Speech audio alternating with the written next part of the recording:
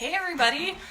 Okay, this is the first peopling, if you can call it peopling, that I do in about 2.5 weeks.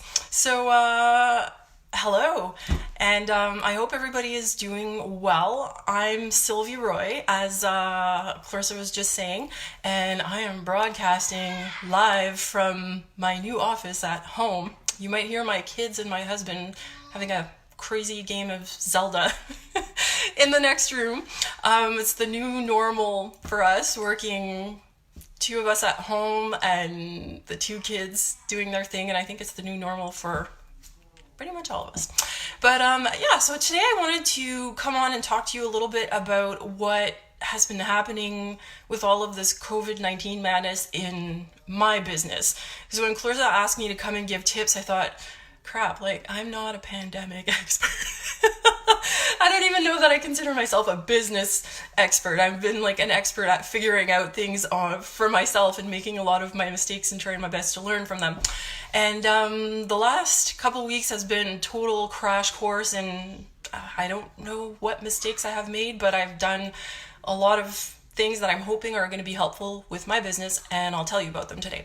So first, a little bit of background. So my business is called Eclair Lips, and we are manufacturers of natural lip balm. And I know that sounds weird to a lot of people, but that's all we do. We make natural lip balm, and we were actually in a commercial facility, and our business was about 90% wholesale. So we were selling to shops all across North America, so in Canada, US. There's probably about 250 stores that currently carry our product. And that made up about 90% of our business. So 90% wholesale, mostly to bricks and mortar shops, and then about 10% retail. So a few weeks ago, when all of this social distancing started, it was really heartbreaking to watch social media as one by one, each one of our wholesale accounts was announcing that they were shutting down their stores. So I still get emotional about it, because I think when you go into business for yourself, you're doing it for more than just making money. Like, because a lot of times we're not making a whole lot of money at first. You have to have something else driving you to do it. And I've absolutely loved developing relationships with all of my customers, whether they're wholesale or retail. And I really feel for the wholesale customers and the bricks and mortar, because the whole time I was always so nervous about talking to them and pitching my business. But I thought, these are people like you who had a dream and they opened up their business, and to be seeing them having to close down was really hard, because I knew what it meant for them. They love their staff, they love their customers, and to have to close down. So that was really hard. And then slowly, as they were all closing, I was like, crap, like this has an impact on us as well. So I think the first thing that I wrote down on my list of my tips and the things that I had to do was process my feelings. And holy crap, like that first week, it was just like all of these feelings and trying to figure out what things meant, and things were changing by the day. Because at first I thought, okay, maybe we're going to be like kind of quiet for a couple weeks, stores are going to be closed a couple weeks. I got this. And then it was like, no, I think we got to stay home. So I went into the shop one day, and I brought all of our stock at home, because I thought, you know what, if I can bring all of the stock home, then any orders that we do get, we can ship them out. And if we get orders from regular customers that aren't in a store, we can ship them out. And then I was packing everything up that day. It's like every day there was something different. That day I was like, I don't know. Like my gut, this whole time, my gut has been bang on about things when my brain was trying to tell me, like, you're exaggerating. Like, I wanted to pull my kids out of school before they closed the schools. And I was always wondering, like, am I overreacting? Am I freaking out? And I kind of feel like this whole time, like, my gut, it was bang on. Like, brain might have thought it was too much, but like the next day it was proven to me that it was the right course of action. So the day that I was packing up all of my my product to take home, I kept thinking, like, maybe I need to bring the manufacturing home. Maybe I need to bring the equipment home. So what if we're here for a couple months and we can't do anything? And I was like, okay, well, I can't bring all of that. Like, we had like four rooms in our manufacturing space. So I came home and I'm thinking about this and mulling it over. And we had decided by the next day that not only were we going to bring all of the manufacturing home, but we were actually going to leave our manufacturing space and like cancel our lease. Is a little bit, I think some people might think it was drastic, but for us, thinking that 90% of our business, that is a big chunk, comes from bricks and mortar shops. And as much as I want to be really optimistic that everything is going to be great once this is over, we don't know how long it's going to last.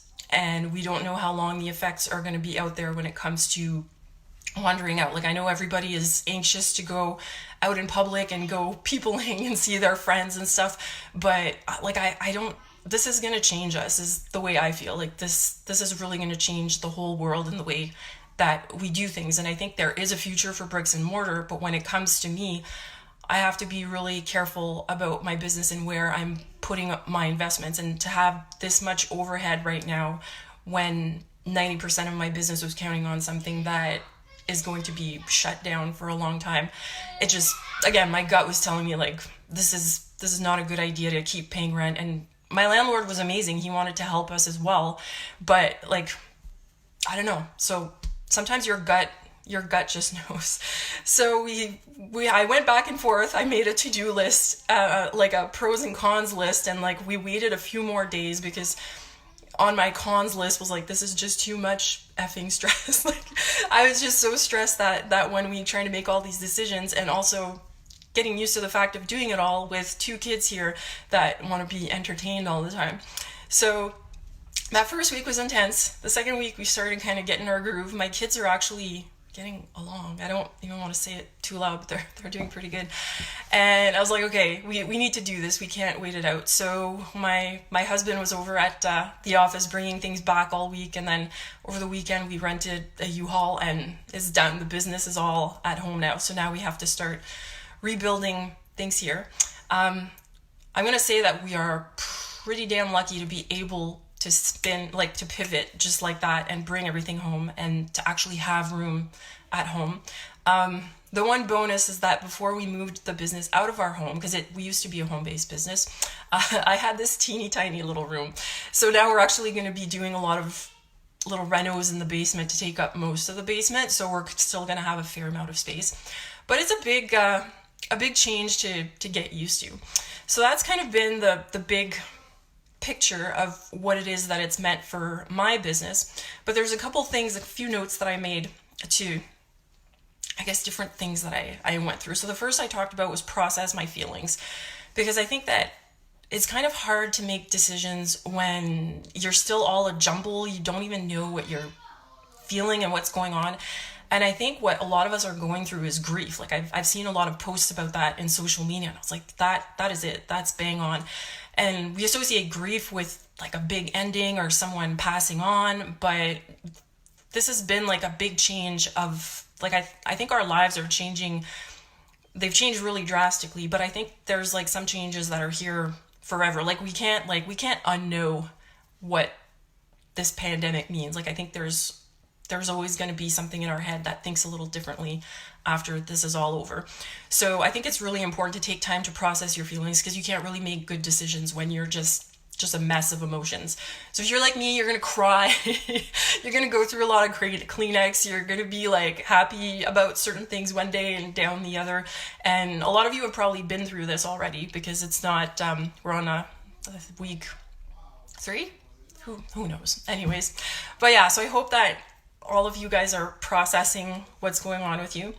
And then once you do that, I think for me, it was a lot easier to try and look at the situation objectively. So as much as it was really scary to think 90% of my business and my income depends on wholesale, there's still that little bright spot. 90% isn't 100%. That means there's 10% for me that was retail sales, so direct to the public. So you have to look for that. There are some businesses where I understand that 100% of your income is just, it's not coming in the way that it used to. And that's really hard. I think there are still some ways around it and some other ideas that I have that might be helpful. But for us, that 10% was something that was really giving me hope. And one thing that kept coming back to me, like I'm really big on this like gut feeling, and I'm very woo-woo, and if it's not for you, that's totally cool. But my intuition guides me through a lot of stuff, and I kept getting, go back to your why. And if you're a marketing person, then you know about all of this. Like, you have to have a big why, a big reason behind why you do what you do. And it's usually not because you want to make money like that. I know we all want to make money, but there's a bigger reason that drives us to do what we do. And that was the message that I kept getting. And for me, there's a couple of different whys. I do this because I like sharing my story, because I know that there's power in sharing your story and being vulnerable, and that people will relate to you, and that it helps them feel better, and it helps them heal and move on and grow. So that's one of my big whys.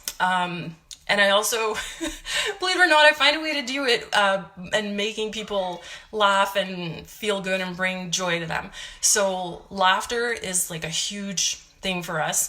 So I thought, okay, those are two big things that I can focus on.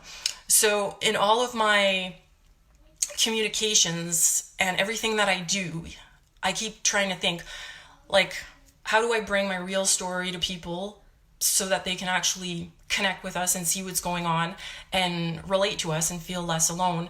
And how do we make them laugh? Because that's how we get through things around here. Like, we laugh. So on the laughter side of things, we kind of had that down pat, and our social media posts are always funny. And my husband, he works, so yeah, we're two people who work in the company. It's me and my husband. And he's amazing at creating videos, and we've been doing little videos for a little bit. But we started to kick it up a notch, making more videos. We were slacking the last week because we were kind of busy moving business back home. But yeah, we had a lot of fun creating videos. We did one last week. It was like a spoof on a Friends scene of, if you know the sitcom Friends, with Jennifer Aniston and Matt LeBlanc and all of them. We did like a little spoof on the whole Joey doesn't share food. So it was Joey doesn't share lip balm. But we had a lot of fun and people really enjoyed it. But there's that. Like, you can bring your why to people, and it's not always necessarily to sell them something, but it's to build that connection, because that's what we need right now. And I think that that's super important. And then on the vulnerability side, that brings me back to my next point, which is ask for help. And I know right now you look around, and especially if you're a small business owner, it seems we all gravitate towards each other. So all of my friends are other small business owners, and it feels like we are just all freaking out. A lot of us are in the same boat, and it just seems scary. A lot of our income is drying up. We're trying to figure out how to pay for expenses, how to bring in money, and what government supports are there. And it was all changing by the day. And it's fantastic because there's so much good news that has come out of the government announcements. But it's been a wild ride. And it's easy to believe that everybody is in that same boat of instability. And believe me, a lot of us are. And even for people who have been less affected, it's still scary. But there are some people who are a lot less affected. Some people still have their full-time job that they're getting paid for. Some of them are at leave, and they're still getting their full salaries. And a lot of people are actually feeling kind of helpless. And once you can kind of get out of your bubble, I know with me, like it clicked for me that not everybody is as scared and freaking out as I was at first. And I thought, okay, you know what? I think I need to explain what it is that's happening, because I was seeing some businesses, and particularly the restaurant industry, that it was explaining, we really need your support. And if you can buy takeout and gift certificates, that helps. And then I realized, like, there's so much happening. If you need help and you don't say anything, people aren't going to know. It's not that they're insensitive. It's not that they don't care. They just don't know, because they're destabilized a little bit, even if they still have income coming in. There's so much information, and the whole world has just turned on its head. So what I decided to do was I created a post on my social media, and I just explained to people what was happening with us and what it meant. And I told them, like, 90% of our income has disappeared. It's meant a lot of big decisions for us, because we count on this business for our whole family's income. There's no other job. There's no other pay coming in. And we're like thinking of leaving our commercial facility because we don't know that we can make rent in the next little bit. And it was really hard. Like, at first I was like, am I really going to say that? But I thought, no, like, this is why people follow me. This is why people love my brand. And they're used to vulnerability. They like getting the inside scoop. And it's always been my way to share my truth and not make people feel guilty about it. It's just like, this is a window into our life. And I was just amazed at the response, not just from customers who were eager to support us, but I got messages from other people in the same situation, other business owners, particularly a lot of makers, people who are making handmade goods who might have been counting on wholesale or even like fairs and craft shows. Those are all gone. I have quite a few friends who depend most of their income on those shows, and it was all gone. And people were just really grateful that I shared the story, because they're like, that's how I feel too, but I wasn't able to put words to it. Like, thank you. So I think we're all in this together, and whatever we can share of our truth and our story, it has a ripple effect, and it helps other people kind of get in touch with their feelings and sort through it so that they can start taking steps. And I really believe that truth heals people. So if you're in a position where you need help and you're able to share your truth and share your story, and even if you don't, like if you just want to share of what this has meant, it might resonate with your customers, but it might resonate with another business owner who could really count on you. Right now, I think it's not so much about customers, it's about community. And we're all, like I keep saying, like, I really hope that everybody is in their business for more than just making money, that you have a goal, something that you want to contribute to the world. And now is a good time to keep focusing on that, whether it's bringing in income or not. Like, that message is important. So the other thing, which I guess is an obvious one, is cutting costs. And for me, the first area of costs that had to go was things associated with my wholesale program, which was really freaking frustrating because the past month I had been implementing all of these upgrades and things to try and make wholesale go more smoothly. And I had just upgraded. I had 2 more websites happening and subscriptions for those and all these things. And there I found myself backing up the websites and taking it down. I had announced the launch 2 weeks ago, but it didn't make sense to keep paying subscription fees for websites where I knew nobody was going to place an order, when I had ways of processing that order manually that wouldn't cost me extra money. So that was the first thing. Any other little thing, and big things too. So for a lot of people, leaving a commercial space would not make sense. But for us, I felt that it did. So yeah, it freed up a lot of expenses because we had the rent, we had the phone, and our office was on the other side of town. So when you factor in the gas of going back and forth, I think it's putting us in a position to protect our business, not just in these next few months, but for the rest of the year and moving forward. Again, it was a gut feeling. So I think be optimistic about what you can do, but be realistic about it. You can't just have hope and say, oh, well, I think I'm going to wish really hard and hope that everything is good and send it good vibes. Send all the good vibes, all the woo-woo you want, but you got to be realistic as well. And if you don't think that in your gut, my gut is always telling me things. I wish my brain would just not argue with it. The gut is starting to win. But yeah, that cut costs, be optimistic, but be realistic about it. And then double down on the things that are working. So for me, that's meant really doubling down on things for retail sales. So that 10%, it's a really small sliver when I look at it, but it's kept growing at a steady pace along with the rest of my business. And I actually find it a lot of fun. It's it's almost like a therapy for me. I really love connecting with my retail customers, and they get so excited about our product, and they're always cheering for us. So I've been doubling down on that. So posting a lot on Facebook, making people laugh, sharing the realness about what's going on, and promoting our products too. There are still people buying. There are people who look forward to getting something in the mail. You don't know how many pictures that people have been tagging me in on social media saying oh my goodness, this made my day. I was feeling crappy and I found the envelope with my lip balm order in it, and it turned my mood around. I gave it to my kids. it's little things, and sometimes we get wrapped up in our own heads thinking like, oh, it's so insignificant. We're hard on ourselves, but everything that we do matters. So if you do something that brings people a little bit of joy, like don't tell yourself, oh, like nobody wants to hear about it, or it's not important, or it's slimy if you're talking to people about it. There's a difference between talking and doing a hard sell. So if you're talking about your products and how it can be helpful, and you're talking about what your day has been like, I think it's all good. Like the only ones that have bothered me are brands that are completely tone deaf. They're just posting like everything is normal. I'm just like, where are you? Like, what planet is that? Like, it's just not relevant anymore. But just make sure that, like, first of all, when you post something, that it's connecting with people, acknowledging what's going on, and not necessarily in a boohoo kind of way. Like yesterday I posted a picture of we have a lip balm called Cherry Limeade, and we have a picture of it with a beautiful glass with like cherry limeade, and it has like a little skewer with cherries and limes. And I was like, okay, so if you had this, would it just be cherry limeade, or would you have a little something else in there?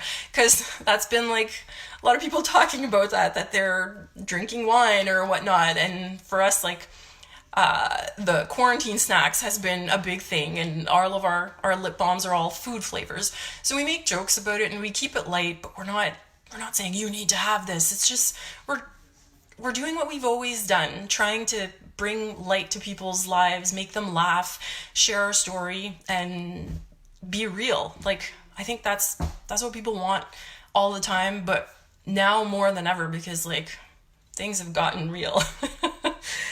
And my last one is to keep your finger on the pulse and be ready to change. And I'm not necessarily saying like watch the COVID-19 numbers and what's going on in every country.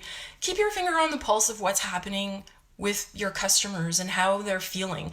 And like, I think for me, like it helps me see how they're doing and how I might be able to help. If maybe I need to post something funny that day, or maybe open up the conversation to something a little bit more vulnerable and share how we're feeling. And that's all appropriate in my space. I don't know what everybody else's brands and pages are all about. But yeah, I find that's been important, just trying to keep in tune with how my followers seem to be feeling and what's keeping them going these days. So I hope that was helpful. Again, I'm not a pandemic expert. It's my first one. And I hope it's my last one. And yeah, I hope everybody is doing okay. I'm really terrible at reading the screen and the questions while I'm talking. So if you had a question, I'll circle back and I'll answer it. And you can also ask in the comments, and I will get back to it. So I hope everybody is safe, and that you're all doing well physically and mentally, because I know we keep talking about health and staying inside, but holy cow, mental health, yeah, it's very important right now, because it's a tough time. So I'm sending you all my love, and I really appreciate you listening in today. Take care. Bye.